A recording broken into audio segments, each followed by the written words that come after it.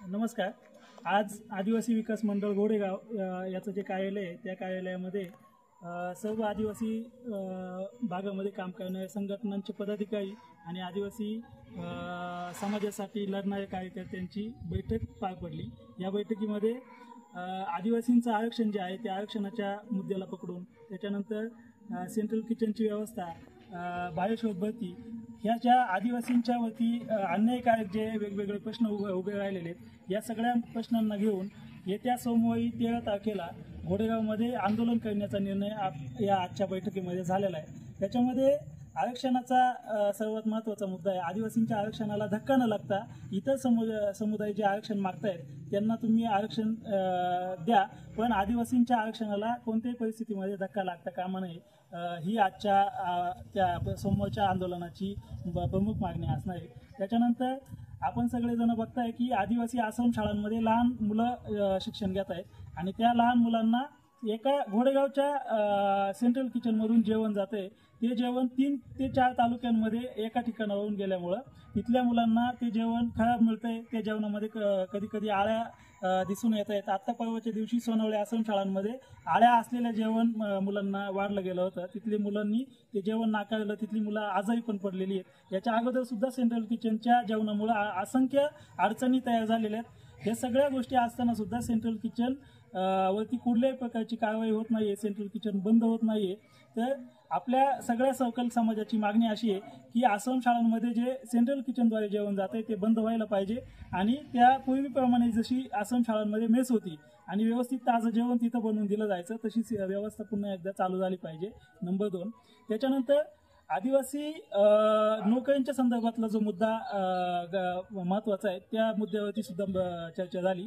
तो म्हणजे काय की सुप्रीम कोर्टाने महाराष्ट्र शासनाला आदेश दिलेले की ज्या अधिसंख्य 12,000 लोकांनी बोगस प्रमाणपत्र सादर करून नोकऱ्या मिळवलेल्या होत्या, त्यांची चौकशी झाल्यानंतर त्यांनी बोगस म्हणून नोकऱ्या मिळवलेल्या हे सिद्ध झालेलं आहे।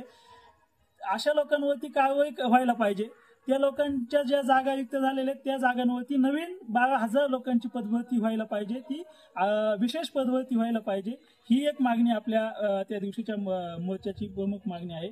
त्याच्यानंतर शासनाने आता आदिवासी आश्रमशाळांमध्ये आता जवळपास शाळा चालू होऊन दिवाळीचा म्हणजे जवळपास 6 महिने व्हायला आले, तरी सुद्धा काही शाळांवरती शिक्षक नाही आहेत। सगळे शिक्षक आश्रमशाळांचे जे आहेत ते आता नाशिकमध्ये आंदोलन करत आहेत। जवळपास त्यांचं 2 महिने व्हायला आले, आता आंदोलन चालू आहे। की त्या मागणी काय आहे त्यांची की आता त्यांचे 10 वर्ष व्हायला आले, काही लोकांनी 5 वर्ष, 6 वर्ष, 7 वर्ष, 8 वर्ष, 9 वर्ष काम केलेलं आहे।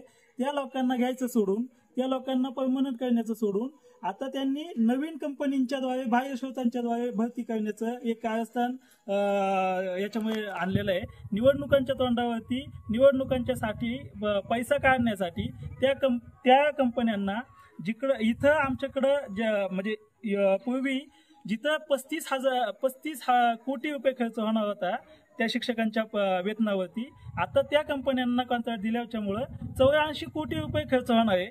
म्हणजे मधला जो मलिदा आहे तो मलिदा शासन किंवा कंपनी यांच्या माध्यमातून खाण्याचं काम आणि तो पैसा निवडणुकीमध्ये वापरण्याचं कारस्थान याच्यामधून स्पष्ट दिसतंय। आणि एवढे दिवस ते शिक्षक सगळ्या कुटुंबासह त्यांचं सगळं आयुष्य उद्ध्वस्त झालेलं आहे। हे असं असताना सगळ्या कुटुंबासह तिथं बसलेले असताना सुद्धा त्यांच्याकडं मंत्री महोदय किंवा कुठल्याच पक्षाचे नेते आणि इथलं सरकार बघत नाहीये, त्यांचे मुद्दे सोडवत नाहीये। तर त्यांच्यासाठी सुद्धा सकल आदिवासी समाज म्हणून आम्ही सोमवारी जे आंदोलन करणार आहे त्याच्यामध्ये ही प्रामुख्याने मागणी घेतोय। आणि अशा सगळ्याच आदिवासींच्या ज्या तालुका पातळीपासून गाव पातळीपासून तर देश पातळीपर्यंतच्या ज्या काही सगळ्या मागण्या आहेत त्या सगळ्या मागण्यांना एकत्र करत आपण सोमवारी 10 ऑक्टोबर रोजी घोडेगावमध्ये एक आंदोलन करतोय। त्या आंदोलनामध्ये 13 ऑक्टोबरला जे आंदोलन करतोय त्या आंदोलनामध्ये सगळ्या समाज बांधवांनी, मग ते विद्यार्थी असू द्यात, युवक असू द्यात, महिला असू द्या, शेतकरी असू द्या, सगळ्या नोकरदार असू द्या, सगळ्या संघटना असू द्या, या सगळ्यांनी सहभागी व्हावं असं आवाहन आम्ही या निमित्तानं करतोय। धन्यवाद। आजला 5 ऑक्टोबर 2025 रोजी घोडेगाव येथील आदिवासी विकास महामंडळ या ठिकाणी आदिवासी समाजाच्या वतीनं येत्या 13 तारखेला जो आरक्षणाच्या संदर्भात जो काही मोर्चा होणार आहे त्या मोर्चाच्या संदर्भात आज नियोजनाची बैठक या ठिकाणी संपन्न झाली।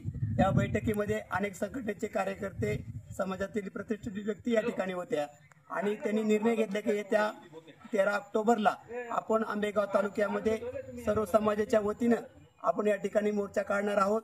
आणि मोर्चामध्ये पहिली प्रथम जी मागणी आहे की आदिवासी समाजामध्ये जे काय आरक्षण आहे त्या आरक्षणामध्ये कोणी घुसखोरी करू नये यासाठीची ही पहिली मागणी आहे। दुसरी मागणी जी आहे की सर्व उच्च न्यायालयाने इथल्या राज्य सरकारला आदेश देऊन सुद्धा 12,500 पदाची अजूनही भरती केली नाही, ती भरती त्वरित करावी। आणि तिसरी मागणी आहे की